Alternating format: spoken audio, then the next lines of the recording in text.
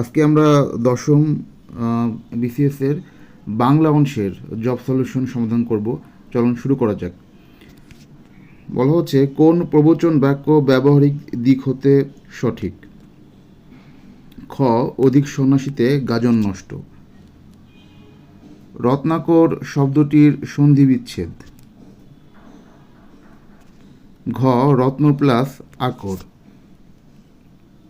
3 নম্বর, কোনটি তদ্ভব শব্দ? চাঁদ।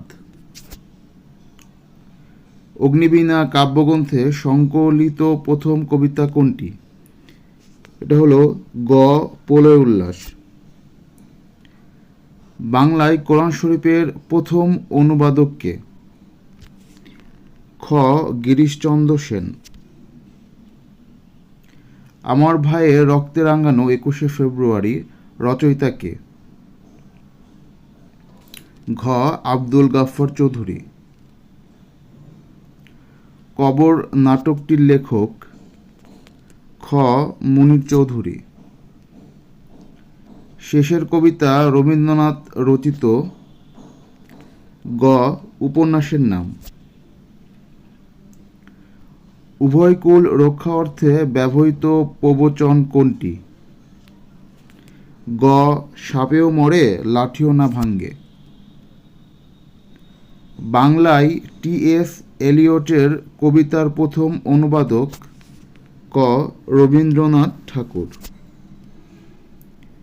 ক্রিয়াপদের মূল অংশকে বলা হয় ধাতু। শুদ্ধ বাক্য কোনটি? গ, দুর্বলতাবশত অনাথা বসে পড়ল। কোন শব্দে বিদেশি উপসর্গ ব্যবহৃত হয়েছে? ঘ, নিমরাজি। এটি একটি ফার্সি উপসর্গ। আনারস এবং চাবি শব্দ দুটি বাংলা ভাষা গ্রহণ করেছে? ক, পর্তুগিজ ভাষা থেকে। কোন বাক্যে মাথা শব্দটি বুদ্ধি অর্থে ব্যবহৃত? খ, মাথা খাটিয়ে কাজ করবে। 16 নম্বর প্রশ্নের উত্তর, কোন দ্বিরুক্ত শব্দ জুটি বহুবচন সংকেত করে? ক, পাকা পাকা আম।